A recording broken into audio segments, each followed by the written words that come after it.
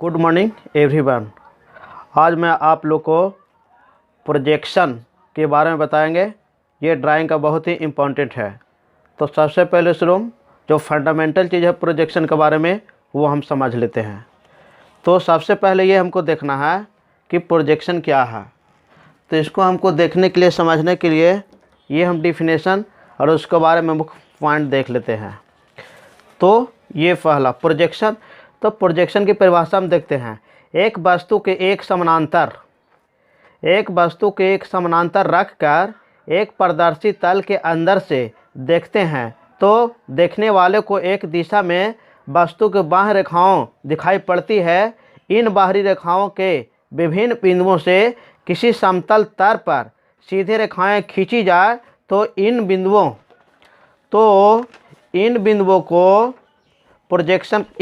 को क्रमशः मिलाने से जो चित्र बनता है उसे प्रक्षेप या प्रोजेक्शन कहते हैं। तो ये परिभाषा हो गया। यानी कोई भी वस्तु है, वस्तु को हम लोग समानांतर रख के पारदर्शी तल से देखेंगे और देखने के बाद वस्तु के विभिन्न किनारों से जो सरल रेखाएं गुजारेंगे और वो एक प्लेन पर जो प्राप्त होगा वो हमारा चित्रण फिगर जो है प्रोजेक्शन कहलाएगा। इसके बाद टाइप ऑफ प्रोजेक्शन। तो प्रोजेक्शन का टाइप दो तरह से मुख्यतः पढ़ना है। ऐसे तो बहुत तरह से होता है लेकिन यहाँ दो तरह से देखेंगे, ये सिलेबस तक काम चलेगा। पहला पिक्टोरियल प्रोजेक्शन, दूसरा ऑर्थोग्राफिक प्रोजेक्शन। अब हम देखते हैं कि ये हमारा पिक्टोरियल प्रोजेक्शन क्या है।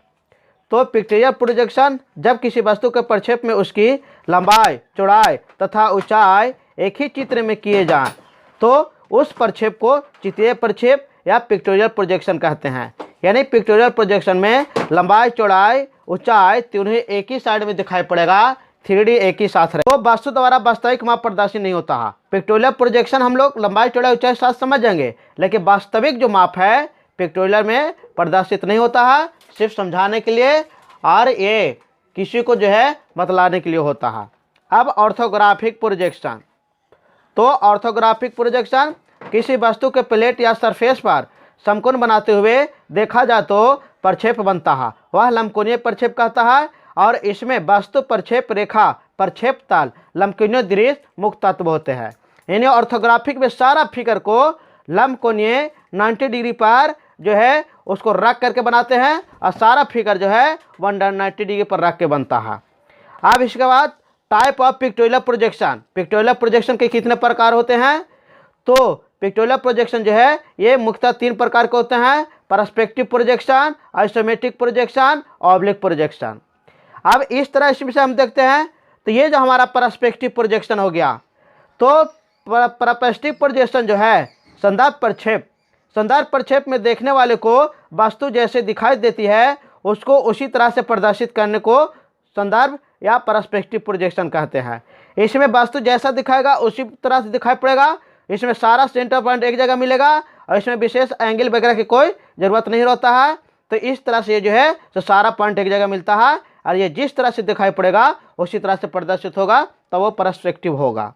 जैसे चिड़िया वगैरह को देखते हैं तो हम लोग एक ही सेंटर पर मिलता है और उसी तरह से रहता है, उसी तरह से दिखाई पड़ता है। उसमें विशेष कोई एंगल का महत्व उस तरह से निश्चित नहीं है, बनता है लेकिन निश्चित एंगल उस तरह से कोई प्रदर्शित नहीं होता है।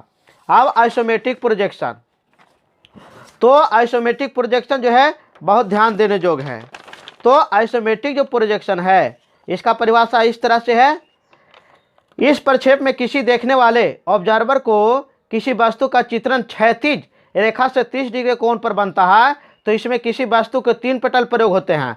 लंबा अक्ष जो वस्तु की ऊंचाई में प्रयुक्त होता है, बायां आधार जो पटल की लंबाई में व चौड़ाई के प्रयुक्त होता है और बायां आधार पटल जो वस्तु की लंबाई या चौड़ाई के लिए प्रयुक्त होता है। तो अब जो ये आइसोमेट्रिक हो गया वो 30 डिग्री पर झुका हुआ रहेगा। इसके बाद इसमें लंबवत अक्ष जो है वस्तु को ऊंचाई प्रयुक्त करेगा, बायां आधार पटल जो है लंबाई प्रयुक्त और चौड़ाई दोनों में से एक चीज़ कोई प्रयुक्त करेगा और बायां आधार जो है लंबाई व चौड़ाई में से कोई एक चीज़ प्रयुक्त करेगा। ये इस तरह से इसको हम लोग आइसोमेट्रिक बोलेंगे जो 30 डिग्री हॉरिजॉन्टल से झुका हुआ रहेगा। अब ऑब्लिक प्रोजेक्शन। तो ऑब्लिक प्रोजेक्शन हो गया तिर्यक प्रक्षेप में समानांतर, लंबवत व क्षैतिज रेखा 45 डिग्री कोण पर ड्राइंग बनाना है। इन्हें सेक्शनल ड्राइंग या आधार की रेखा के द्वारा प्रदर्शित होती है। यानी जो ड्राइंग अगर बनाएंगे तो उस ड्राइंग को हॉरिजॉन्टल प्लेन से 45 डिग्री झुका करके बनाएंगे तो वो हमारा ऑब्लिक प्रोजेक्शन है।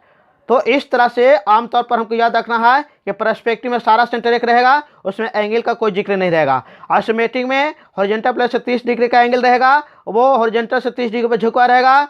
और ऑब्लिक में ऑब्लिक हॉरिजॉन्टल से हमारा 45 डिग्री पर झुका रहेगा, ये 45। तो ऑब्लिक में 45 याद रखना है, आइसोमेट्रिक 30 याद रखना है। पर्सपेक्टिव में एंगल वगैरह नहीं रहता, उसमें सब सेंटर एक रहता है। तो इस तरह से पिक्टोरियल का तीनों जो है ये टाइप्स हो गया।